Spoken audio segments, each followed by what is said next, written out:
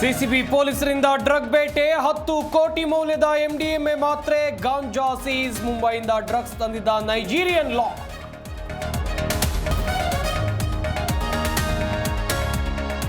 ಪತಿ ಮನೆಯವರಿಂದ ಮಹಿಳೆಗೆ ಥಳಿತ, ಕೈ ಮೈ ಪರಚಿ ಹಲ್ಲೆ ಮಾಡಿ ವಿಕೃತಿ. ಆನೇಕಲ್ ಪಟ್ಟಣದ ನಾರಾಯಣಪುರದಲ್ಲಿ ಘಟನೆ.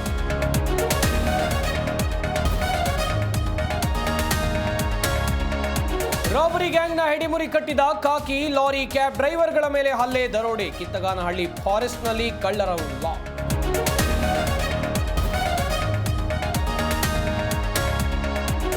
ಕೊನೆಗೂ white and black gang arrest. Nijagal ಲೇಔಟ್ನಲ್ಲಿ ಕಳ್ಳತನ ಮಾಡಿ ಅಂದ, ಕಳ್ಳರಿಗೆ ಸಾಥ್ ನೀಡಿದ ಲೇಡಿ ಕೂಡ ಅಂದ.